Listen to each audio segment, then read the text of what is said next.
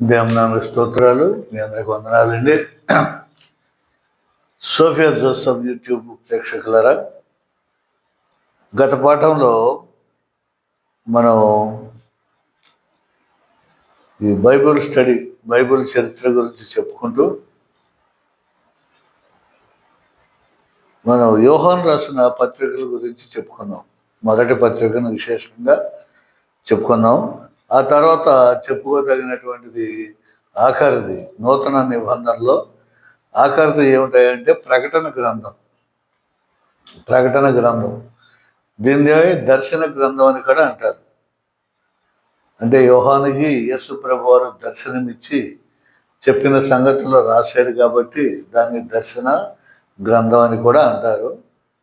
మరి మన బైబిల్లో, ప్రొటెస్టెంట్ బైబిల్లో ప్రకటన గ్రంథం అని అంటారు. రోమన్ క్యాథలిక్ బైబిల్లో అయితే దర్శన గ్రంథం అని అంటారు. ఈ ప్రకటన గ్రంథం లేదా దర్శన గ్రంథం పాత నిబంధనలోని దానియేలు గ్రంథం వెలువడినప్పటికే ప్రవచనం అంతరించి దర్శన వాంగ్మయం ప్రచారంలోకి వచ్చింది. అంత క్రితం వరకు మరి ప్రవక్తలు దేవుని వాక్యాన్ని విని మరి ఆ వాక్యాన్ని ప్రజలకి దేవుడు చెప్పమన్నట్లుగా చెప్పేవాడు, వివరించేవాడు. ఆ ప్రవక్తల కాలం అయిపోయిన తర్వాత ఈ దానియేలు వచ్చేసరికి దర్శనాలు వచ్చినాయి. దేవుడు దర్శనం ఇవ్వటం, ఆ వచ్చినటువంటి దర్శనాన్ని మరి ప్రజలకు చెప్పటం, రాజులకు చెప్పటం, ఇవన్నీ కూడా దానియేలు కాడి నుంచి మనకి అందుబాటులోకి వచ్చింది అన్నట్టు. మారిపోయింది, వర్షం మారిపోయింది. అందుకంత ప్రవచనాలు చెప్పేవాళ్ళు, ఇప్పుడు దానియేలు కాడి నుంచి దర్శనాలు వచ్చినాయి అన్నట్టు. దర్శనం అంటే కళ, దర్శనం అంటే కళ. ఆ కళలో దేవుడు కనిపించటం, దేవుడు చెప్పమన్నటువంటి విషయాలు వివరించి చెప్పటం అనేది దర్శనం అనేది వచ్చింది. దాన్నే ప్రకటించటం, దేవుడు ఈ విషయాన్ని మీకు చెప్పమన్నాడు, ప్రకటించమన్నాడు అని ప్రకటన గ్రంథంగా రూపొందిందన్నమాట. దర్శన వాంగ్మయం ప్రచారంలోకి వచ్చింది. ప్రవక్తలు చెవిలో దైవ సందేశం విని నోటితో ప్రకటించారు. దేవుడు వారికి చెప్పింది చెవిలో విని వారు నోటితో ఆ విషయాన్ని ప్రకటించారు. కానీ దర్శన గ్రంథకర్తలు దర్శనాల్లో దైవ సందేశాన్ని సంగ్రహించి రచనా రూపంలో ప్రకటించారు. ఇప్పుడు ఏమైంది, దానియేలు కాడి నుంచి దర్శన మరి గ్రంథకర్తలు ఏం చేశారంటే కళలలో దేవుని చెప్పినటువంటి విషయాలు విని చూసి వాటిని ప్రకటించేవారు. క్రొత్త నిబంధనలోని ఆఖరి గ్రంథమైన ఈ ప్రకటన గ్రంథం లేదా దర్శన గ్రంథం ఈ దర్శన సాహిత్యానికి చెందింది. పాత నిబంధనలు అయితే ప్రవక్తలు చాలా మంది ప్రవచనాలు చెప్పారు. మరి దర్శన గ్రంథం ఏమో దానియేలుతో ప్రారంభమైంది దర్శనాలు చెప్పటం. ఈ క్రొత్త నిబంధన న్యూ టెస్టిమెంట్ కొత్త నిబంధన గ్రంథంలో ఆఖరి గ్రంథం అయినటువంటిది ఈ దర్శన గ్రంథం సాహిత్యానికి చెందింది. ఇది సుమారు క్రీస్తు శకం 95లో పుట్టింది. క్రీస్తు శకం 95వ సంవత్సరంలో పుట్టింది. దీన్ని సువార్తకారుడు యోహాను, దీన్ని రచించినటువంటిది యోహాను అని మనం చెప్పుకుంటూ ఉంటాం. యోహాను ఖచ్చితంగా మరి యోహాను గారు రాశారు దీన్ని. పద్మాసు దీపానికి వెళ్ళి ఆ పద్మాసు దీపంలో దర్శనాన్ని పొంది, మరి పద్మాసు దీపానికి ఎలా వెళ్ళాడంటే దీపాంతరవాస శిక్ష వేశారు యోహాను గారికి. యేసు ప్రభుని శిష్యులందరూ కూడా హతసాక్షులే. వాళ్ళు చక్కగా సంతోషంగా చనిపోలా. ప్రతి ఒక్కరు కూడా మరి హింసించబడి, సిలువ వేయబడి, శిరఛేదం చేయబడి, నూనెలో కాల్చబడి, బాణాలతో కొట్టబడి, ఈటెలతో పొడవబడి, ఈ రకరకాలుగా హింసలతో చనిపోయింది. ప్రభు కోసం ప్రాణాలు అర్పించిన వారే ఈ 12 మంది శిష్యులు కూడా. అందుకని దైవ సేవ అనేది దేవుని సేవకుడుగా ఉండటం అనేది శ్రమలతో కూడుకున్నది, సుఖభోగాలతో కూడుకున్నది కాదు, సుఖ సౌఖ్యాలతో కూడుకున్నది కాదు. దైవ సేవకుడు అంటే పెద్ద హోదా, అది కలెక్టర్ హోదా, మంత్రి హోదా, పెద్ద పెద్ద కార్లు వచ్చేస్తాయి, బంగ్లాలు వచ్చేస్తాయి, దర్జాగా హ్యాపీగా లైఫ్ కోరిన తిండి తింటారు. ఈ చేసే ఎన్నికడ సేవకులు కాదని, అదంతా డబ్బు కోసం చేసే సేవ, దొంగ సేవ, దొంగ సేవ అన్నమాట. అలాంటి వారికి ఈ సుఖభోగాలు వస్తాయి. నిజమైన సేవ చేసేటువంటి వారికి అన్ని కష్టాలు, అవమానాలు అంతా ఎదురైతుందన్నమాట. ఎదురైతే ఈనటమే, ఇక కష్టాలు పడటమే, ఇవి జరుగుతున్నాయి. మరి ఆ రోజుల్లో ఈ 12 మంది శిష్యులు కూడా హతసాక్షులు అయిపోయారు. అదేవిధంగా యోహాను గారిని కూడా నూనెలో ఏపీ ఎన్ని చిత్రహింసలు పడినా సాగుపోయేసరికి ద్వీపాంతర శిక్ష విధించారు. ద్వీపాంతర శిక్ష అంటే ఏంటి? ద్వీపము అని దేన్ని అంటారు? చుట్టూ నీరుండి మధ్యలో భూమి ఉంటే దాన్ని ద్వీపం అన్నారు.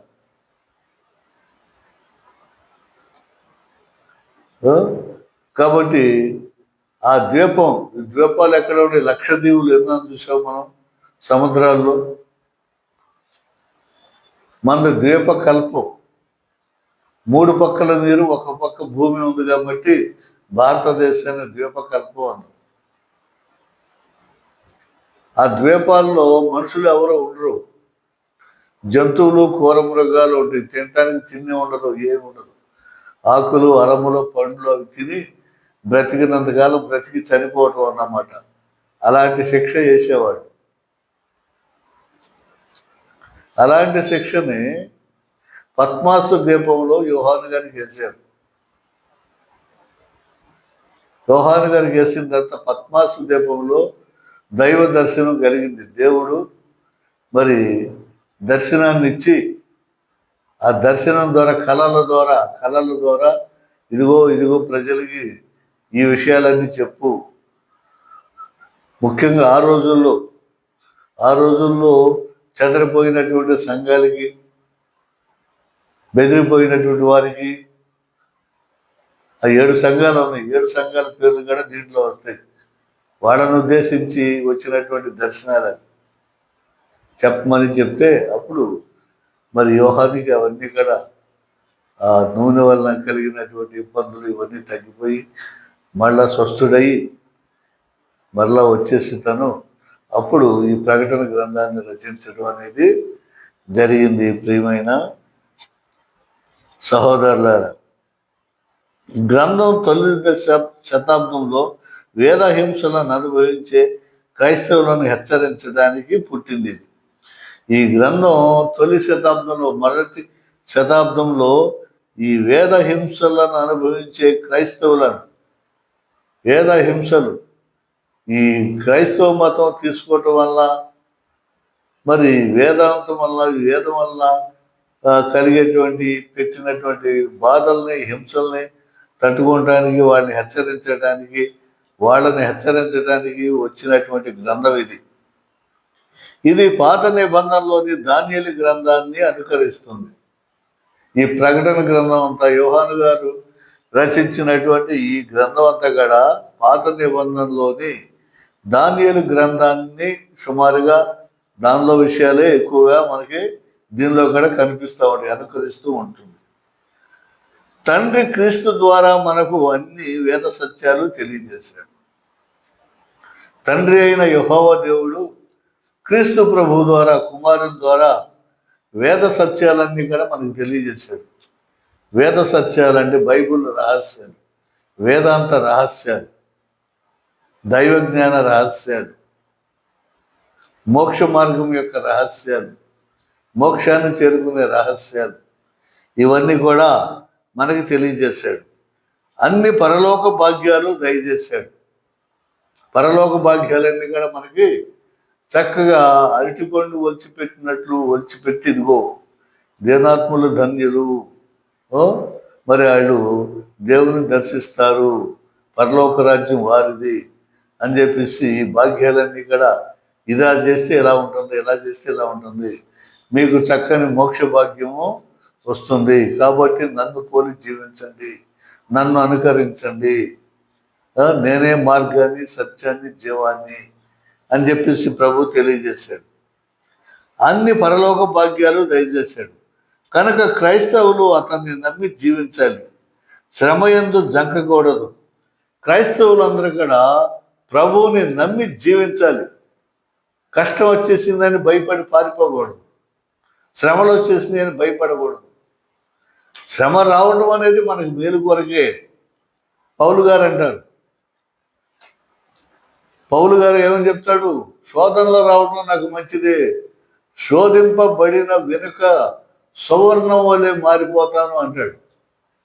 సువర్ణము, సు అంటే మంచి, వర్ణము రంగు, అదేంటంటే బంగారం. బంగారాన్ని రంగు పెట్టాలి, మెరుగు పెట్టాలి అంటే దాన్ని ఏం చేయాలి? కంసాలి వాడు కొలిములు కాలుస్తాడు, కాల్చి దాన్ని సుత్తితో కొడతా కొడతా తన ఆకారం, తను ఏమైతే ఊహించుకున్నాడో, ఉంగరం చేయాలా లేకపోతే ఇంకేదైనా వస్తువు చేయాలా, ఎలాంటిది తయారు చేయాలి అనేది వాడు సుత్తితో దెబ్బలు కొడతా కొడతా ఉంటుంటే ఇంకా మెరుగుపడతా ఉంటుంది, మెరుగుపడి మంచి వన్నె రంగు వస్తుంది. అలాగే మన ఆత్మ మెరుగుపడాలంటే రంగు, మరి రంగు రావాలంటే, రంగు అంటే దైవం యొక్క శక్తి మనం తెచ్చుకోవాలంటే ఈ కష్టాలు, బాధలు, దెబ్బలు పడాల్సిందే. సువర్ణంలాగా శోధనలు రావాల్సిందే. శోధనలు రావడం నాకు మేలే అంటాడు మరి పౌలు గారు, పరిశుద్ధ పౌలు గారు. చూసారా, నేను వెళ్ళే మార్గము నా యేసుకే తెలియను, శోధింపబడిన వెనుక నేను సువర్ణమై మారేదను అని ఒక భక్తుడు పాట రాశాడు. మనం వెళ్ళే మార్గం యేసుకే తెలుసు, నా యేసుకే తెలుసు. ఆ ఆనందం ఏంటో మరి లోకానికి ఏం తెలుసు? హల్లెలూయా అనేటువంటి మాటలో ఉన్నటువంటి పరమానందం లోకానికి తెలియదు, అది అనుభవించేవాడికే తెలుసుది. కాబట్టి ఆ శ్రమకి జంకకూడదు. క్రీస్తు మన శ్రమల్లో మనతో ఉండి మనల్ని కాపాడుతాడు. క్రీస్తు ప్రభు శ్రమల్లో కూడా మనతో ఉంటాడు. క్రీస్తు ప్రభు వచ్చింది మన కోసమే. మన శ్రమలను ఆయన భరించాడు, మన బాధల్ని భరించాడు, మనకు ప్రతిగా ఆయన శిక్ష అనుభవించాడు, అనుభవించి మనకి మోక్ష భాగ్యాన్ని ఇచ్చాడు. ఈ ప్రకటన గ్రంథంలో చాలా చాలా సంకేతాలు, గుర్తులు ఉంటాయి. వాటిని మనం ప్రకటన గ్రంథాన్ని అర్థం చేసుకోవటం చాలా కష్టం, చాలా కష్టం. ఈ పుస్తకం తొలినాటి వేదహింసలు సంభవించినదే కానీ సంభవించేటువంటి వారి కోసం ఎక్కువగా దీన్ని రచింపబడింది అన్నమాట. అయితే మనకి భవిష్యత్తులో ఎలాంటి పరిస్థితులు వస్తాయి, ఎలాంటి విధానం ఉంటుంది అనేది ఈ గ్రంథం ద్వారా మనకి చక్కగా తెలుసుకోవచ్చు అన్నమాట. అందుకని యోహాను గారు మరి తన సందేశంలో, ఆ ప్రకటన గ్రంథం యొక్క సందేశంలో ఆయన తెలియజేస్తూ ఉన్నాడు, చక్కగా తెలియజేస్తున్నాడు. ఏమంటున్నాడయ్యా యోహాను గారు? ఏమంటున్నాడు? ఈ ప్రకటన గ్రంథంలో పరిశుద్ధ యోహాను గారు, పునీత యోహాను గారు ఏం చెప్తున్నాడు? ఒకసారి మనం ఈ ప్రకటన గ్రంథాన్ని చూసినట్లయితే ఈ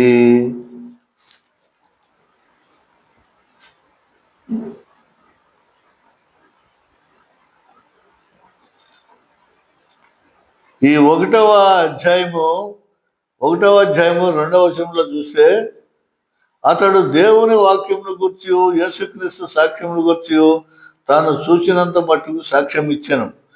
సమయము సమీపించినది గనక ఈ ప్రవచన వాక్యములు చదువువాడును వాటిని విని ఇందులో వ్రాయబడిన సంగతులు గైకొని వారందరూ కూడా ధన్యులని చెప్తూ రాస్తున్నాడు.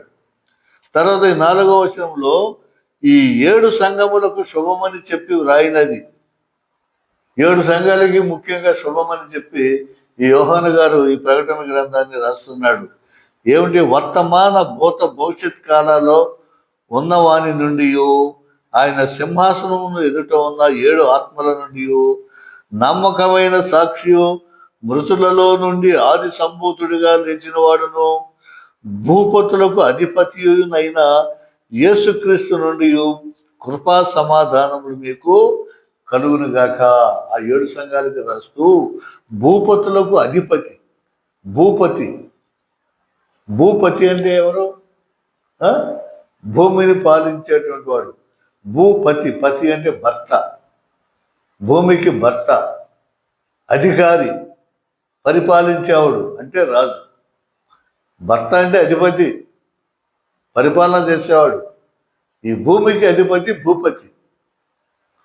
కాబట్టి ఈ భూపతులకే అధిపతి, ఈ రాజులకే రాజు అన్నమాట. హల్లెలూయా. ఈ రాజులకే రాజైనటువంటి యేసుక్రీస్తు నుండి కృపా సమాధానములు మీకు కలుగునుగాక అంటున్నాడు. ఇంకా ఏముంటున్నాడు? 8వ వచనంలో చూస్తే, అల్ఫయు ఓ మేఘయు నేనే, వర్తమాన భూత భవిష్యత్ కాలములలో ఉండువాడును నేనే అని సర్వాధికారియు దేవుడునగు ప్రభువు సెలవిస్తున్నాడు. వర్తమాన భూత భవిష్యత్తు కాలం, వర్తమానం జరుగుతూ ఉన్న కాలంలోను, జరిగే కాలంలో భూతకాలంలోను, భవిష్యత్ కాలంలోను, జరగబోయే కాలంలోను, భూత భవిష్యత్తు వర్తకాలంలోనూ ఉన్నవాడు అయినటువంటి మరి ప్రభువు దేవుడు సర్వాధికారి. భూత భవిష్యత్తు కాలాల్లో ఉండేవాడిని నేనే. సర్వాధికారి అయిన దేవుడు చెప్పేది ఏముంటాయంటే అని చెప్తున్నాడు. చూడండి, ఈ మాట ఎక్కడైనా విన్నావా? ఎవరైనా ఏ గ్రంథంలో ఆది అంతము నేనే అని చెప్పేసి భూత భవిష్యత్ కాలాల్లో ఉన్నవాడిని నేనే అని ఎవరైనా చెప్తున్నారా? ఆయన చెప్పే ప్రభు ఏం చెప్తున్నాడంట? నీవు చూచుచున్నది. ఎవరితో చెప్తున్నాడు? యోహానుతో చెప్తున్నాడు. యోహాను గారితో చెప్తున్నాడు, నువ్వు చూచుచున్నది పుస్తకములో రాసి ఆ 7 సంఘాలకి పంపించు. ఏమిటయా ఈ 7 సంఘాలు? రాసి నువ్వు చూచుచున్నది పుస్తకంలో రాసి Ephesus, Smyrna, Pergamum, Thyatira, Sardis, Philadelphia, Laodicea అని ఈ 7 సంఘాలకి నేను చెప్పింది రాసి పంపించు. వాడు జాగరూకులకై ఉండేటట్టు చెయ్యి అని నాతో చెప్పాడు ప్రభు అని ఈ యోహాను గారు చెప్తా ఉన్నాడు. మాట్లాడుతున్న స్వరం ఏంటో, అసలు ఈ స్వరం ఏంటి, ఈయనెవరో ఏంటి అని చెప్పేసి నేను వెనక్కి తిరిగి చూస్తే, నేను మనుష్య కుమారుని పోలిన ఒకరిని చూచి తిని. మనుష్య కుమారుడు ఎవరు? క్రీస్తు ప్రభు. క్రీస్తు ప్రభువుని మనుష్య కుమారుడు అంటాడు. చూస్తే ఎవరయ్యా ఈయన? చూస్తే ఎలా ఉన్నాడో తెలుసా? ఆయన తన పాదముల మట్టునకు దిగుచున్న వస్త్రములు ధరించుకొని రొమ్మునకు బంగారు దట్టి కట్టుకొని ఉండెను. ఆయన తలయు వెంట్రుకలను తెల్లనివి, ఉన్నిని పోలినవై హిమమంత దవడముగా ఉండెను. ఆయన నేత్రములు అగ్ని జ్వాలల వలె ఉండెను. ఆయన పాదములు కొలిమిలో పుటమ వేయబడి మెరుగుచున్న అపరంజితో సమానమై ఉండెను. ఆయన కంఠస్వరము విస్తార జల ప్రవాహముల ధ్వని వలె ఉండెను. ఆయన కుడి చేత 7 నక్షత్రములు పట్టుకొని ఉండెను. ఆయన నోటి నుండి 2 అంచుల గల వాడి అయిన ఖడ్గమొకటి బయలువెడలుచుండెను. ఆయన ముఖము మహా తేజస్సుతో ప్రకాశించుతున్న సూర్యుని వలె ఉండెను. నేను ఆయనను చూడగానే చచ్చిన వాని వలె ఆయన పాదముల యొద్ద పడి తిని. చూసారా యేసు ప్రభు వారు ఎలా ఉన్నాడు అని చెప్పేసి ఇక్కడ చక్కగా వివరించడం, వర్ణించడం జరిగింది. ప్రియ సహోదరులారా, ఎంత దౌర్భాగ్యం అంటే ఇప్పుడున్నటువంటి చాలా మంది చెప్తారు, యేసు ప్రభు అలా ఉన్నాడని ఎవరు చెప్పారు? ఎవరు చూశారు? ఆయన స్వరూపాన్ని పెట్టుకుంటారు గుళ్ళో, ఆయన బొమ్మలు వేసుకుంటారు క్యాలెండర్లో. దేవుడు వాక్యమై ఉన్నాడు కాబట్టి వాక్యాన్ని మనం ఆరాధించాలి, ఆయన పూజించాలి. కానీ ఆయన ఎలా ఉంటాడు అసలుకి ఎవరికైనా తెలుసా? ఎవరైనా చూశారా అని అంటారు. ఎంత అజ్ఞానం అండి అది! ఎంత అజ్ఞానం! యేసు ప్రభు ఎలా ఉంటాడో తెలియదా? ఈ గ్రంథంలో ఎలా ఉన్నాడని చెప్పేసి మరి చక్కగా తెలియజేస్తే చూడండి, పరమగీతాల్లో చూడండి, పరమగీతాలు 5వ అధ్యాయము 9-16 చూడండి. ఎలా ఉన్నాడో మరి ప్రభు అని చెప్పేసి చక్కగా తెలియజేస్తారు. బైబిల్లోనే చక్కగా ఆయన్ని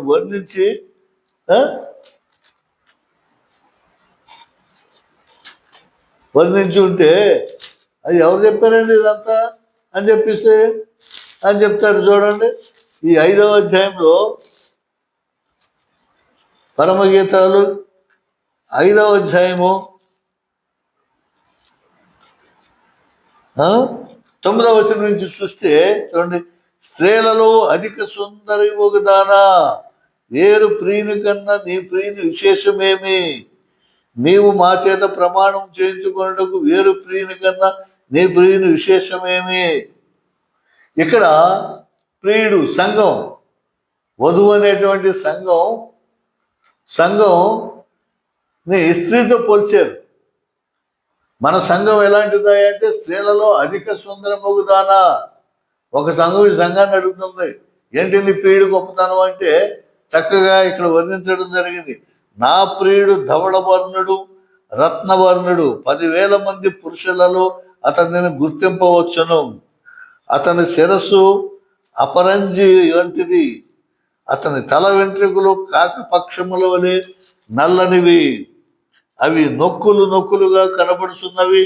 అతని నేత్రములు నదీ తీరములందు గువ్వల వలె కనబడుచున్నవి, అవి పాలతో కడగబడినట్టువి, అవి చక్కగా దాచిన రత్నముల వలె ఉన్నవి. అతని చెక్కిళ్ళు పరిమళ పుష్పస్థానములు, సుగంధ వృక్షముల చేత శోభిలు ఉన్నత భూభాగములు. అతని పెదవులు పద్ముల వంటివి, ద్రవరూపక జటామాంసు వలె అవి పరిమళించును. అతని కరములు తార్షీసు రత్నభూషితమైన స్వర్ణ గోళముల వలె ఉన్నవి. అతని కాయము నీలరత్న ఖచ్చితమైన విచిత్రముగు దంతము పనిగా కనబడుచున్నది. అతని కాళ్ళు మేలిమి బంగారు మట్ల యందు నిలిపిన చలవరాతి స్తంభం వలె ఉన్నవి. అతని వైఖరి లెబనాను పర్వత తుల్యము, అది దేవదారు వృక్షములంత ప్రసిద్ధము. అతని నోరు అతి మధురము, అతడు అతి కాంక్షణీయుడు. చూసారా, ఎంతో సుందరుడమ్మా తాను, నేనెంతో మురిసిపోయాననేటువంటి పాటగాడు.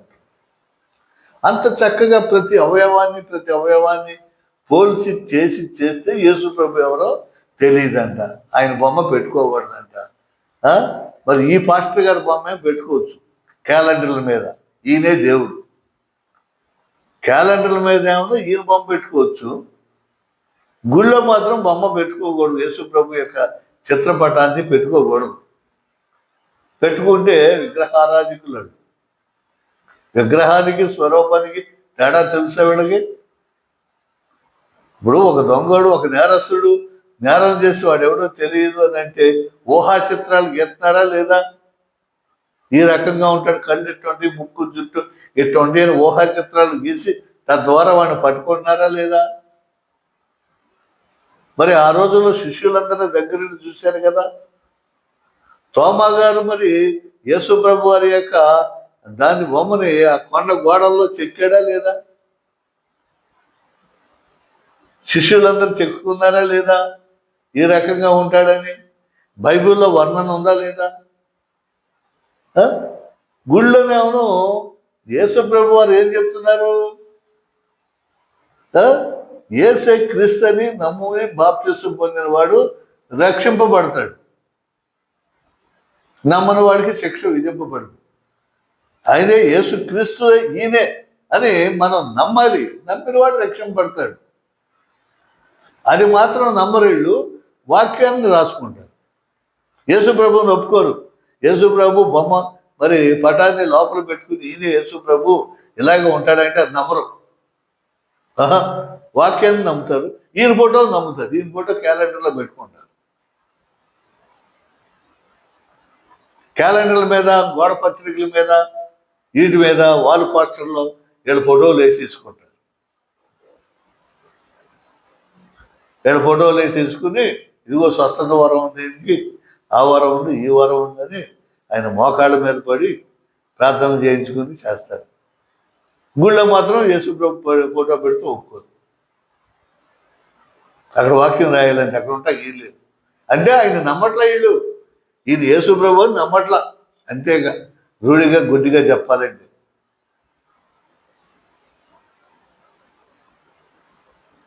మరి ఇప్పుడు వచ్చేటువంటి యూట్యూబ్లో మరి వాక్యం చెప్పేటప్పుడు మాత్రం ఆయన ఫోటోలు చూపిస్తారు. ఆయన గుర్రం మీద ఎక్కినట్టు, ఖడ్గం పట్టుకున్నట్టు, తిరిగినట్లు, రక్షించినట్లు ఈ ఫోటోలన్నీ చూపిస్తారు వెనకాల.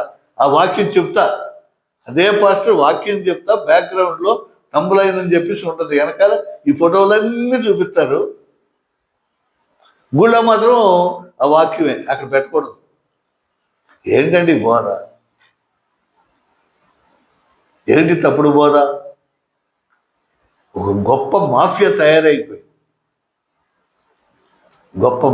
తయారైపోయి వాక్యాలను వక్రీకరించి జనాల్ని తప్పుదావ పట్టించి క్రిస్మస్ చేయకూడదంట. నేను ఎక్కడో ఒకసారి మొన్న వెళ్ళా, సెమీ క్రిస్మస్ అంటే పిలిస్తే వెళ్ళా. క్రిస్మస్ చేయకూడదు. సెమీ క్రిస్మస్ అని ఎందుకు పెట్టా?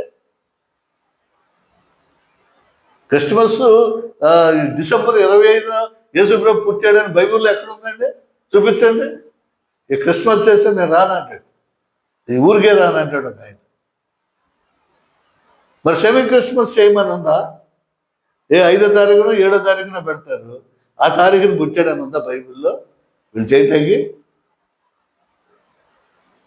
జామ్నియా కూటమి పెద్ద పెద్ద మరి బిషప్పులు వీళ్ళందరూ కూడా క్రోడీకరించి దాన్ని చక్కగా డిసెంబర్ 25 అని చెప్పి ఒక తారీఖు నిర్ణయించి చేస్తే చేయకూడదు. ఎక్కడ ఉంది బైబిల్లో? బైబిల్లో అన్ని రాసి ఆదివారం గుడికి వెళ్ళమని రాసి ఉందా? అదే అంటారు, ఆదివారం గుడికి వెళ్ళడం లేదు. ఎక్కడ ఉంది? ఎన్ని రాసి ఉంటాయి బైబిల్లో?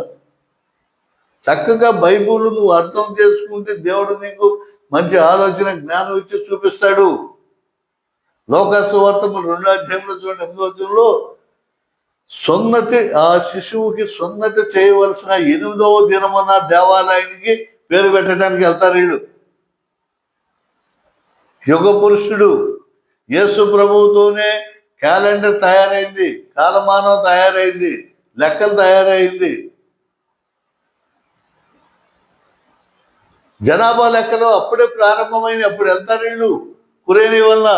లోకసువార్త 2వ అధ్యాయంలో చూసినట్లయితే జనాభా లెక్కలకు వెళ్తారు. చూడండి 2వ అధ్యాయంలో, ఆ దినములలో సర్వలోకమునకు ప్రజాసంఖ్య రాయవలెనని కైసర్ అగుస్తు వలన ఆజ్ఞాయను. అది కురేనియా సిరియా దేశమునకు అధిపతి ఉన్నప్పుడు జరిగిన మొదటి ప్రజాసంఖ్య. అందరూ ఆ సంఖ్యలో రాయబడుటకు తమ తమ పట్టణములకు వెళ్ళిరి. యోసేపు దావీదు వంశంలోను గోత్రంలోను పుట్టినవాడు గనక తనకు భారీగా ప్రదానం చేయబడి గర్భవతి ఉండిన మరియతో కూడా ఆ సంఖ్యలో రాయబడుటకు గలిలయలోని నజరేతు నుండి యోదయలోని బెత్లెహేము అనబడిన దావీదు ఊరికి వెళ్ళాను. హల్లెలూయా. ఇప్పుడు జనాభా లెక్కలు రాయాలంటే సెన్సస్ వాళ్ళు మన ఇంటికి వచ్చి రాసుకుంటున్నారు. కానీ అక్కడ రాజ్యాజ్ఞ ఖచ్చితంగా పాటించాలి. జనాభా లెక్కలకు మీరు వెళ్ళాలంటే అక్కడికి మరి ఎన్ని కష్టాలు వచ్చినా, లేకపోతే జనాభా లెక్కలు లేనట్లే. మరి నిండు చూడాలి, అప్పటికే గర్భవతి. మరి ఆమెను కొండల్లో కోనల్లో యేసుప్రభు గారు మరి ఎన్నో శ్రమలకు వచ్చి అక్కడికి తీసుకెళ్ళి జనాభా లెక్క రాయించడానికి వెళ్ళి మరి సత్రంలో చోటు లేనని వాళ్ళు అక్కడ ప్రసవించడం, పొత్తిగుడ్డల్లో చుట్టబడి మరి పరుండ పెట్టడం, ఎన్ని కూడా మన బైబిల్ చూసాం. అక్కడి నుంచి 20వ వచనంలో చూడండి, 21లో ఆ శిశువుకు సున్నతి చేయవలసిన 8వ దినము వచ్చినప్పుడు గర్భమందు ఆయన పడక మునుపు దేవదూత చేత పెట్టబడిన యేసు అని పేరు వారు ఆయనకు పెట్టిరి. హల్లెలూయా. ఈ 21వ వచనంలో, 2వ అధ్యాయం 21వ వచనంలో శిశువుకి సున్నతి అంటే ఖచ్చితంగా కంపల్సరిగా చేయాలి. అది మోషే ధర్మశాస్త్రం యొక్క ఆనతి. మోషేకి అగ్ని, మరి అక్కడ మోరేబు కొండ మీద మరి అగ్నిలో దేవుడు కనిపించినప్పటికి కూడా మరి ఇశ్రాయేల్ జనాన్ని తీసుకురావడానికి బయలుదేరి వెళ్ళినప్పుడు కుమారుడికి సున్నతి చేయనందున చంపేయడానికి ఖడ్గదూతను పంపిస్తాడు దేవుడు. సున్నతి చేయకుండా, నా ఆజ్ఞ పాటించకుండా అక్కడికి వెళ్తున్నాడు ఆయన. అప్పుడు సప్పేరా గబగబా వెళ్ళి తన బిడ్డను మరి తీసుకెళ్ళి ఒక పదునైన రాతితో పెట్టి అతనికి సున్నతి చేయిసి తన భర్తనే బిడ్డలందరినీ కాపాడుకుంటుంది, రక్షించుకుంటుంది. అది ఖచ్చితమైనటువంటి ఆజ్ఞ. సున్నతి లేని ఫిలిస్తీయులు కాబట్టి, ఆ ఫిలిస్తీయుడే కాబట్టి గొల్లియాతుని దావీదు చంపి అవతలు పారేస్తాడు. కాబట్టి 8వ దినమున సున్నతి చేయవలసి వచ్చినప్పుడు ఆ దేవాలయానికి తీసుకెళ్ళి గర్భమందు పడక ముందే ఆయనకి దేవదూత చేత యేసు అని పేరు పెట్టాలని చెప్పినటువంటి నిర్ణయాన్ని బట్టి యేసు అని పేరు పెట్టారు. ఇది నామకరణ మహోత్సవ దినం ఆ రోజు. అదే క్యాలెండర్లో ప్రప్రథముగా తయారైంది జనవరి 1, జనవరి 1. అది అప్పటి నుంచి క్యాలెండర్ తయారైంది. ఆ జనవరి 1 నుంచి వెనక్కి వెళ్ళండి 8 రోజులు. 8 రోజులు వెనక్కి వెళ్ళండి. వెనక్కి వెళ్తే జనవరికి ముందు నెల ఏ నెల వస్తుంది? డిసెంబర్ నెల వస్తుంది. ఆ డిసెంబర్ 25 8వ రోజు. డిసెంబర్ 25 నుంచి 1వ తారీఖు వస్తే అది 8వ రోజు అయింది. ఇక్కడి నుంచి మళ్ళీ వెనక్కి వెళ్ళినా 25 అయింది. డిసెంబర్ 25 మరి అది పుట్టినరోజు కాదా? అందుకని విజ్ఞులు దాన్ని డిసెంబర్ 25 యేసుక్రీస్తు పుట్టినరోజు అని చెప్పి ప్రపంచమంతగా నిర్ణయం చేసుకుంటే ఈ గొప్ప మేధావులు, ఈ మహామహులు, ఈ కోడిగుడ్డు మీద ఎంట్రుకలు ఉన్నాయా లేవని పీకేవాళ్ళు ఆ బైబిల్లో ఎక్కడుంది? డిసెంబర్ 25 క్రిస్మస్ పండుగ చేయమాకండి. క్రిస్మస్ పండుగ, క్రిస్మస్ వల్ల మనకు ఒరిగేది ఏముంది? యేసుప్రభు చనిపోయిన రోజు చేయండి. ఆయన పుట్టుకోకుండా ఎలా చనిపోయాడండి? ఆ రోజు శ్రమల రోజు, ఆ రోజు చేయండి, మనకు రక్షణ వచ్చింది. ఆయన పుట్టుకోకుండా నీకు రక్షణ వచ్చేసిందా? పెద్ద మాఫియా తయారయ్యి బైబిల్ని వక్రీకరించుకుంటూ ఇలా చేస్తున్నారు. ఏదన్నా ఒక మాట మాట్లాడేటప్పుడు పబ్లిక్గా చాలా జాగ్రత్తగా స్టడీ చేసి అనేకులను సంప్రదించి అడిగి ఆ స్టేట్మెంట్లు ఇవ్వాలి, చేసుకోవాలి. అది ఎంత బాధాకరంగా ఉంటుందండి.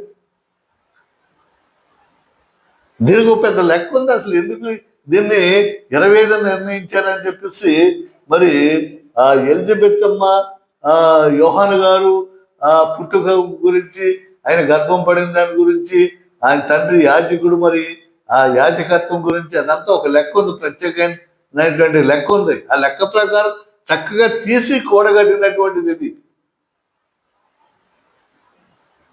కట్టుకథలు చెప్పుకొచ్చి సూర్యదేవుడిని భగవాన్ని పూజించే రోజు అది. అందుకని అది తీసుకొచ్చి ఇది కలిపారు, ఆ పండగ దొంగలించారు, చేశాడు. సూర్యదేవుడు దేవుడు సృష్టి కదా, చంద్రదేవుడు దేవుడు సృష్టి కదా. వాళ్ళని సృష్టించినటువంటి మరి ఆయనకి పేరు ఈయన పెట్టాల్సిన పేరే వచ్చింది ఆ పండగనే. అవి ఎలాగే ఉండే అలాగే చేసుకుంటా ఉంటాయి. ఏవో రకరకాల కట్టుకథలన్నీ కదా. ఇది హిస్టరీ తెలుసుకోవాలి, ఐగుప్తు దేశం యొక్క హిస్టరీ తెలుసుకోవాలి, బైబిల్ స్టడీ చేయాలి. ఏ కాలానికి కనుక ఇది రాయబడింది, ఎంతమంది దీన్ని చేశారు, ఏమన్నీ కూడా లెక్క లేకుండా ఏదో మేము ఎంత గొప్ప సైంటిస్టులు, మన చారిత్రనిస్టులు గొప్ప విషయాన్ని కనిపెట్టేసాం మేము. క్రిస్మస్ బైబిల్లో లేదు, ఎందుకు చేయాలి? మహా ఆనందకరమైనటువంటి రోజు, దేవదూతలు కీర్తించి పాడించి శుభదినాన్ని చక్కగా సంతోషంగా ప్రపంచం అంతా చేసుకుంటుంటే మీరు చేయమాకండి. ప్రేమైన క్రైస్తవ సహోదరులారా, తెలియనటువంటి అమాయకుల్ని బురిడి కొట్టించి బురదలో పడేసి జనాలను పక్కదోవన పట్టించేస్తున్నారు. మోసగాళ్ళు అన్నమాట. క్రైస్తవత్వంలోనే ఉంటూ బైబిల్నే చదువుతూ బైబిల్ వాక్యాలు చెప్తూ బైబిల్ మీద వచ్చే విరాళాలు, చందాలు, దశంభాగాలు తింటూ మళ్ళీ బైబిల్ని తప్పుదోవ పట్టించు. ఎంత మూర్ఖత్వం అండి ఇది, ఎంత మూర్ఖత్వం అంట. చదవండి, బైబిల్ బాగా చదవండి విఘ్నులారా. ఒక పండగ పెట్టారంటే, ఒక ఇది చేస్తున్నారంటే ఎందుకు? ప్రపంచం అంతా కూడా కొనియాడేటువంటి పండగ క్రిస్మస్. మహా ఆనంద భరితం. ప్రభు దేవాది దేవుడు ఆ వాక్యమే కృపా సత్య సంపూర్ణుడిగా వచ్చినటువంటి అడిగినటువంటి ఆ రోజుని మనం సంతోషంగా జరుపుకోవాలని చెప్పేది పోయి చేయమాకండట. అది చాలా తప్పండి. క్షుణ్ణంగా స్టడీ చేయండి. జోసఫ్ చెప్తా అంటే ఈడేదో కొత్త పోత చెప్తున్నాడు, ఏదో ఎత్తుకొచ్చేసాడు అని చెప్పేసి మళ్ళీ దుమారం లేపేవాడు ఉంటారు. దుమారం లేపేసేసి బురద చల్లేవాళ్ళు ఎంతమంది తయారవుతారు. కాబట్టి ఇలాంటి ప్రతి దానిలో కూడా మాఫియా సంఘం తయారు. ఎవరో శత్రువులు కాదు, మనకి ఎవరో శత్రువులు కాదు. ఈ బైబిల్ వక్రీకరించి చెప్పడంలో మనకే శత్రువులు ఉంటారు. తెలియనటువంటి బోధ ఏమీ లేకపోయినా కానీ రెవరెంట్లను పెట్టేసుకోవటం, పాస్టర్ని పెట్టేసుకోవటం, అపోస్తులను పెట్టేసుకోవటం. దానికి అర్హత ఏంటి, చట్టబద్ధత ఏంటి, ఎవరిస్తున్నారు, ఏం చేస్తున్నారు, ఇవన్నీ కూడా ఆలోచించే పనే లేదు. అదే దేవుడు అన్నాడు, ఒకడు లోకమంతా సంపాదించి తన ఆత్మను పోగొట్టుకుంటే ఏం ప్రయోజనం?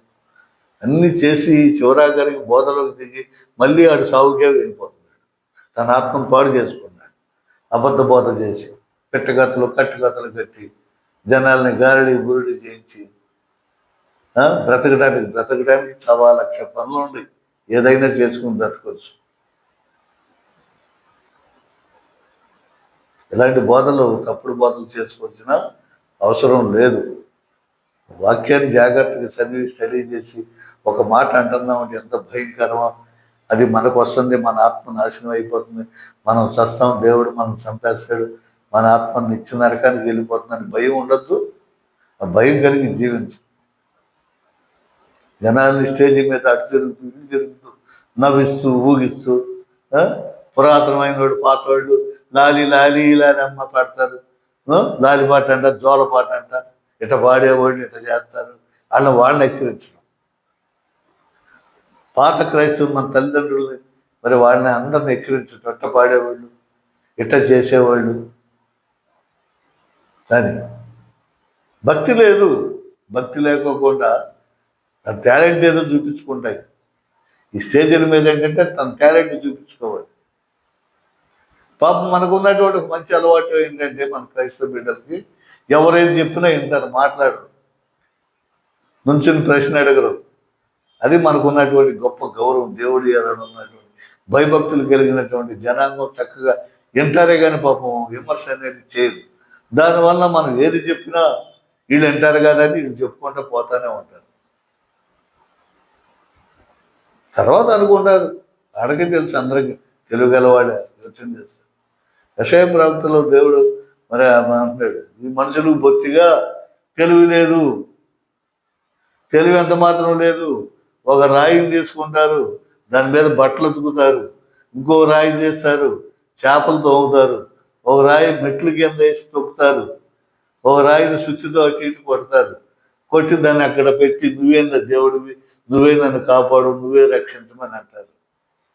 బొత్తిగా తెలివి లేదు. అది దేవుడి చేత సృష్టించబడినటువంటి ఒక బండరాయి, ఒక శిల్పం అని చెప్పేసి అనుకోరు.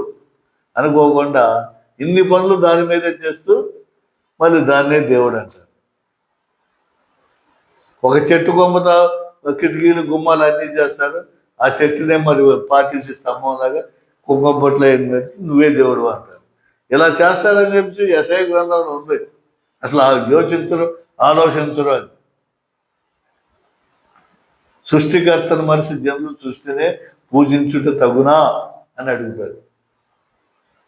కాబట్టి మనం ఆలోచన చేయాలి. ఎవరైతే చెప్పినా వినండి. వినదగును ఎవ్వరు చెప్పిన వినినంతనే వేగిర పడక. వినాలి, తొందరపడద్దు, ఆలోచన చేయాలి. చేసుకున్న దాని ప్రకారం మనం యోచించుకోలేము. ఇది ఏమిటో తెలుసా? ఇది యజ్ఞం. ఇది మన ఆత్మరక్షణ కోసం చేసుకునేటువంటి ప్రయత్నం. ఛేదించాలి. శాశ్వత జీవిత ఆనందం కోసం చేసుకునేటువంటి ప్రయత్నం. దేవుని యొక్క వెతుకులాట. ఆ వెతుకులాటలో నిజమైన సృష్టికర్తను, నిజమైన మరి మోక్షాన్ని ఇచ్చేటువంటి దేవుని ఎతుకుతా ప్రయత్నం ఇది.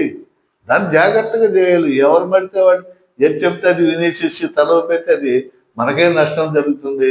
ప్రియమైన క్రైస్తవ సహోదరి సహోదరులారా, కాబట్టి ఈ ప్రకటన గ్రంథంలో ఈ 7 దీపవాసులకి చక్కగా రాయమని దేవుడు చెప్తా ఉన్నాడు. 7 సంఘాల వారికి చెప్తున్నాడు చక్కగా రాయమని. వాళ్ళకి చెప్పు, వాళ్ళ ఆత్మని నశించిపోవద్దని చెప్పేసి దేవుడు సెలవిస్తూ ఉన్నారు. మరి ఆ సంఘాలకి ఈయన పత్రికలు రాసి పంపిస్తున్నాడు. దాంట్లో రాబోయే సంగతులు, జరగబోయే సంగతులు, ప్రభువారు వచ్చే ముందు ఎలాంటి సూచనలు, ఎలాంటి సంగతులు జరుగుతాయి, ఎలాంటి శిక్షలు ఉన్నాయి, ఎలాంటి మరి ఇవన్నీ కూడా 1000 ఏళ్ల పరిపాలన ఉంటుందని చెప్పేసి దేవుడు మనకి తెలియజేస్తూ ఉన్నాడు. యోహాను గారి ద్వారా మనకి తెలియజేస్తూ ఉన్నాడు. కాబట్టి దేవుడు ఖచ్చితంగా చెప్తున్నాడు. ఇదిగో యోహాను మరి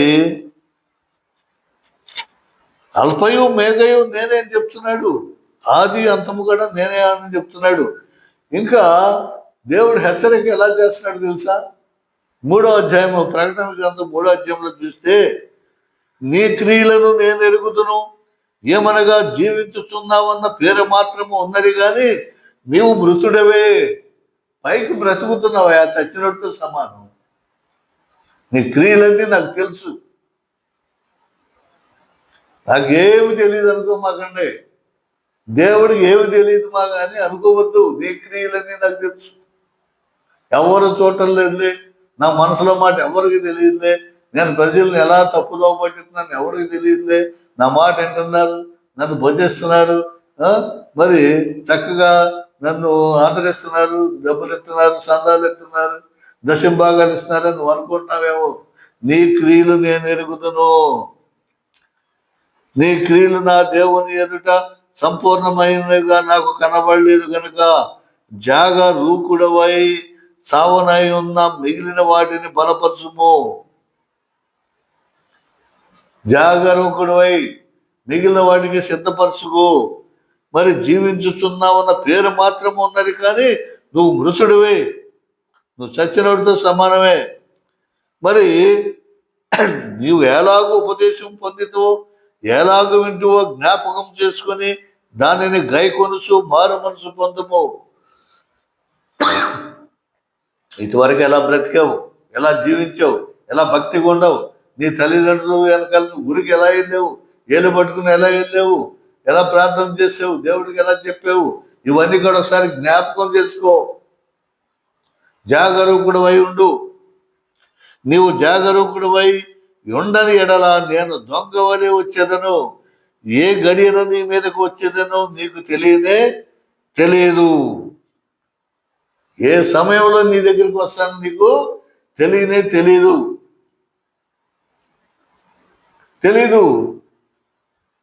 ఎప్పుడు నీ వెనకాలే ఉంటాను. నువ్వు ఏం చేస్తావో ఏంటని నేను నీ నీడలాగా, నీడ మన వెనకాల ఎలా ఉంటుందో దేవుడు కూడా మన వెనకాల అలాగే కాసుకుని కూర్చుని ఉంటాడు.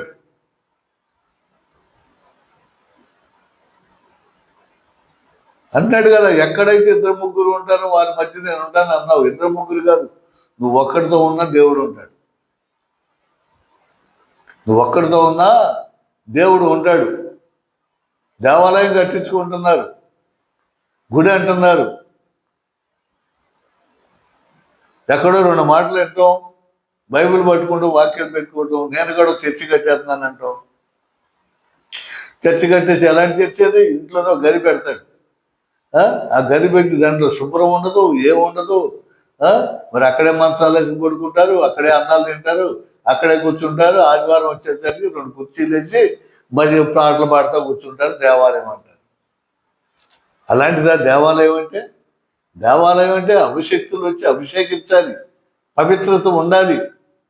ఆ దేవునికి ఇచ్చే స్థానం దేవుడికే ఉండాలి. అలాంటి అభిషక్తుడు నువ్వు అభిషేకింపబడ్డావా? ఏ అభిషక్తుడిని తీసుకొచ్చి నీ వంటగదిని ఆశీర్వదించి నువ్వు గుడిగా చేసావు? నీకు నువ్వే రెవరెండ్వి, నీకు నువ్వే పాస్టర్వి. ఒక ఒక ఇది లేదు. నలుగురిని తీసుకొస్తాం, ఆ గుడి పెట్టేయటం, ప్రార్థన అంటాం. ఈ ఊర్లో ఒక గుడి, ఆ ఊర్లో గుడి, 4 గుళ్ళు ఉంటాయి. ఆ 4 గుళ్ళకి ఏ టైంలో ఎప్పుడు ఎక్కడికి వెళ్తావో తెలియదు. పేరుకి 4 గుళ్ళు. అట్లా ఒక పవిత్రత ఉంటుందా? పక్కన మరి పక్కనే ఇళ్ళు ఉంటారు, ఈ పక్కన గది పెడతారు. ఆ గది పెట్టి ఆదివారం కాసేపు మాత్రం అంటే మిగతా టైంలో ఇక అక్కడే పడుకుంటాం, అక్కడే కూర్చుంటాం, తింటాం, చేయటం. శుభ్రం లేదు, పవిత్రత లేదు, ఏమి లేదు. అలాంటి వాటిలో దేవుడు వస్తాడా? అభిషేకం లేకోకుండా గుడి కట్టేసేసి ఆ గుడి కంటే ఒక ప్రత్యేక స్థానం ఉండద్దా? అభిషేకించుకోవద్దా? దానికి అర్హత కలిగినటువంటి వారిని చేసుకోవద్దా? ఏమిటండి ఇది? ఈ దుకాణాలు పెట్టినట్లు వ్యాపారమా ఇది? చేసుకున్నోళ్ళు చేసుకుంటారు, వాళ్ళ కర్మ వాడదే. మన తప్పేమంటల్లా.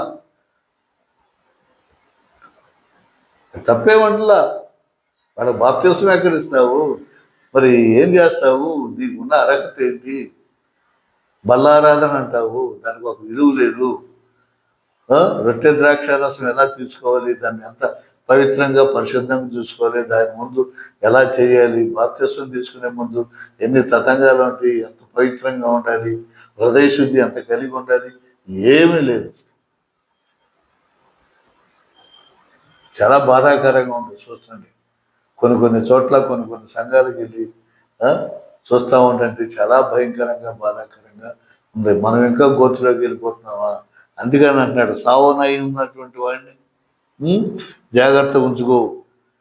మారు మనసు బంధము జాగరూకుడు ఉందని ఎడల నేను దొంగవలే వచ్చేదను. దొంగవలే అంటే యేసుప్రభు 2వ రాకడ వరకు వస్తాను కాదు, నీకు చావు ఎప్పుడొస్తే అప్పుడే రాకడ. చావు ఎప్పుడొస్తే అదే రాకడా. ప్రభు వచ్చినట్లే. నేను 7 పరిపాలన వరకు ఉంటాను, ఎక్కడ ఉంటాను, ఎన్ని పిచ్చి భ్రమలు. ఎప్పుడు చావు వచ్చినా నేను రెడీ, సిద్ధంగా ఉన్నాను ప్రభు అనే విధంగా నీ హృదయాన్ని తెల్లపరచు. ఏ పాపం చేయకూడదు. ప్రతిరోజు నీ హృదయ శుద్ధి కలిగి పవిత్రంగా నువ్వు ఉంటేనే అప్పుడు దేవుని సన్నిధానంలో సిద్ధంగా ఉన్నట్టు. మనకు ఎప్పుడైతే చావు వచ్చిందో అదే మన దేవుని యొక్క రాకడ మనకు వచ్చేసినట్లే. ఆయన రాకడ, మన పోకడ 2 జరిగిపోతుంది. అప్పుడు ఎలాంటి భయము ఉండదు. అసలు నువ్వు ఎలా ఉండవు, ఎలా ఉపదేశం పొందావు, ఎలా బ్రతికావు, ఎలా జీవించావు, ఇప్పుడు ఎలా ఉంటున్నావు, ఎలా చేస్తున్నావు, ఇవన్నీ కూడా ఆలోచించుకోమని చెప్తున్నాడు. వెచ్చగా నైనా ఉండు, చల్లగా అయినా ఉండు, నువ్వు వెచ్చగా మాత్రము ఉండమాక.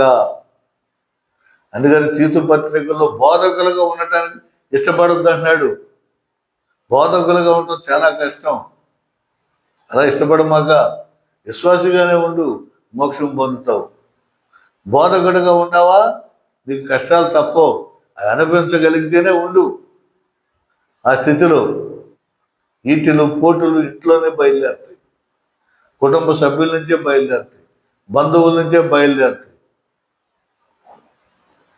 ఇవన్నీ సిద్ధపడి ఉండాలి.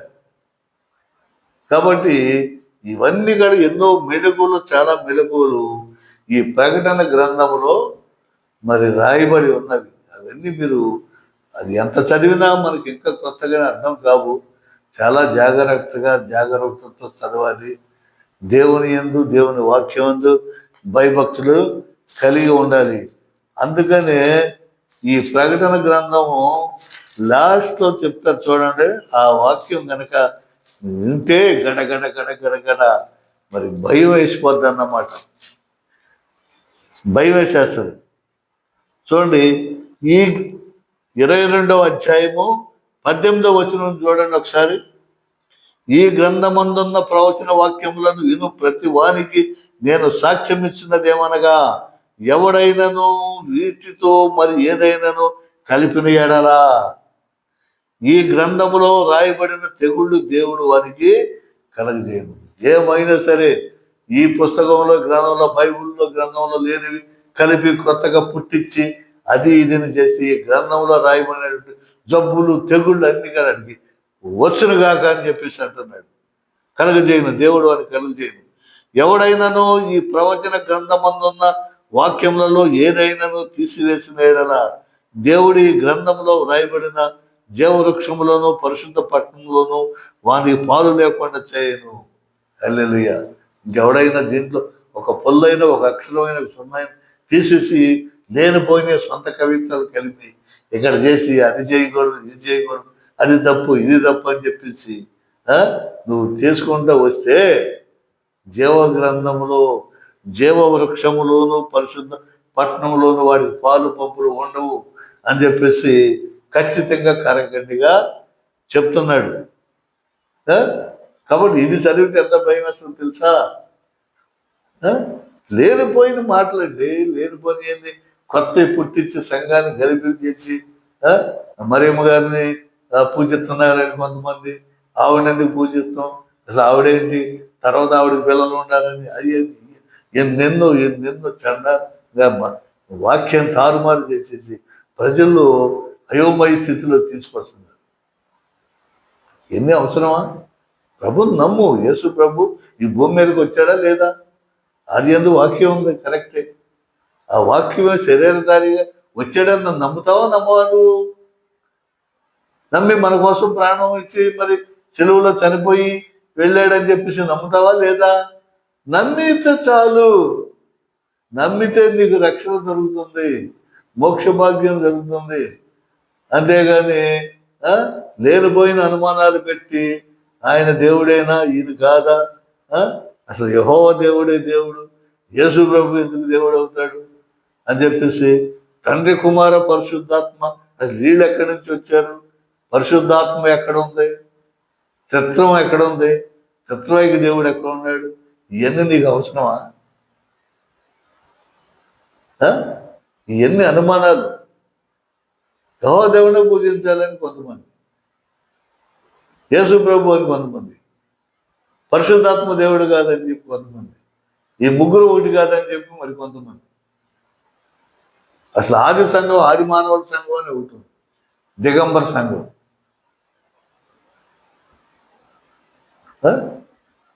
ఇలా ఎన్నో గలిబిలి చేసేసి ఈ కడవ రోజుల్లో ప్రజల్ని భయభ్రాంతులు చేసి ఎటు కాకోకుండా పాపం ఏమీ తెలియనటువంటి వారు కొత్తగా మతం మరి క్రీస్తుని వెంబడించడానికి వచ్చినప్పుడు వాళ్ళకి ఏది నమ్మాలో అర్థం కాలేనటువంటి పరిస్థితి ఏర్పడిపోతుంది.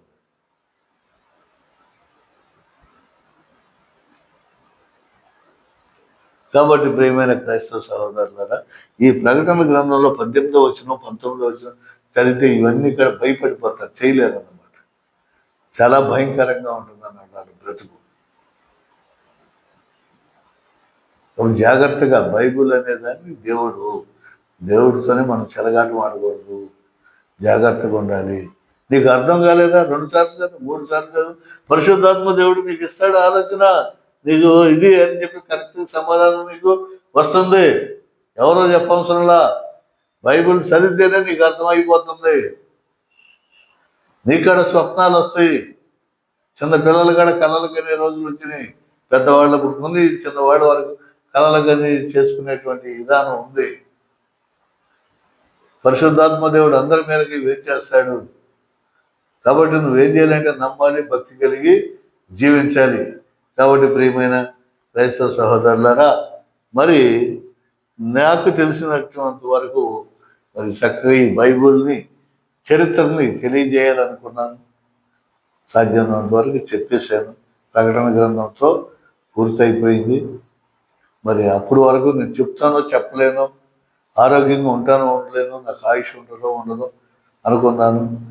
నేను దేవుడు మరి ఇచ్చిన జ్ఞానాన్ని బట్టి నేను చెప్పాను. నాకు తెలిసిన దాన్ని బట్టి జ్ఞానాన్ని బట్టి చెప్పాను. తప్పులు ఏమైనా ఉంటే దయతో మరి క్షమించండి. నాకు తెలిసినటువంటి దానికి నేను కట్టుబడి చెప్పాను. నేను పెద్ద ప్రవక్తని కాదు, లేకపోతే వక్తని కాదు, ప్రసంగికుని కాదు, ఏమి కాదు. బైబిల్ చదివిన దాన్ని నాకు తెలిసినటువంటి విధంగా నేను తెలియజేశాను. మరి నేను చాలా చిన్నవాడిని, చాలా అల్పుడిని, చాలా తక్కువ వాడిని. కాబట్టి చెప్పిన వాటిలో ఏమైనా పొరపాట్లు ఉంటే సభాముఖంగా నేను క్షమించమని అడుగుతున్నాను. ఎవరైనా నొప్పించినా, బాధ పెట్టినా, చేసినా దయచేసి క్షమించమని నేను కోరుకుంటున్నాను. వీటిలో ఉన్నటువంటి మీకు నచ్చినటువంటి అంశాలు మీరు పరిశీలన చేయండి. బైబిల్ని అందరూ తప్పనిసరిగా చదవండి. దాని ప్రకారం జీవించడానికి ప్రయత్నం చేయండి. చదివి వదిలేస్తే కాదు, ఆ బైబిల్ ప్రకారం మనం ప్రభువు చెప్పినటువంటి దాని ప్రకారం మనం బ్రతకాలి, జీవించాలి, అనుకరించాలి. అదే క్రైస్తవుని యొక్క లక్ష్యం. యేసు ప్రభు త్వరలో రానై ఉన్నారు. దానికి సూచనలు కనబడతా ఉన్నాయి. మరి ఇంకా తర్వాత మరి కొన్ని సబ్జెక్టులు తీసుకుని నాకు తెలిసినంత వరకు ఈ సువార్త సేవ, ఈ ఛానల్ సేవ చేస్తూనే ఉంటాను. మీ ఆశీర్వాదం నాకు కావాలి. దేవుడి కొద్ది మాటలు చేయించుకోగాక. ఆమెను ప్రార్థన చేద్దాం. మహాపరిశుద్ధుడు తండ్రి, నీ పాదములో వందనాలు ప్రభా. అత్యంత కృపతో నువ్వు కాచి కాపాడిన వందనాలు, స్తోత్రాలు తండ్రి. నీ కృపతో ప్రభా ఇదిగో ఈ బైబిల్ యొక్క చరిత్రని టూకీగా ప్రభా కొద్దిగా మరి అందరికీ మరి ఈ ఛానల్ ద్వారా, సోఫియా జోసెఫ్ మినిస్ట్రీ ఛానల్ ద్వారా తెలియజేసినందుకు మరి వందనాలు, స్తోత్రాలు తండ్రి. ప్రభా నాకు జ్ఞానం ఇచ్చినందుకు వందనాలు. ఇంకా మెరుగైన జ్ఞానం ఇచ్చి అనేక విషయాలు మరి ఈ ఛానల్ ద్వారా తెలియజేయటానికి నాకు ఆశీర్వాదాన్ని, మీ ఘనతను దయచేసి ప్రభా, ఘనత మహిమ మీరే పొందమని ప్రభు అయిన యేసునామమున ప్రార్థించి వేడుకుంటున్నాను తండ్రి. ఆమేన్, ఆమేన్, ఆమేన్. స్తోత్రం.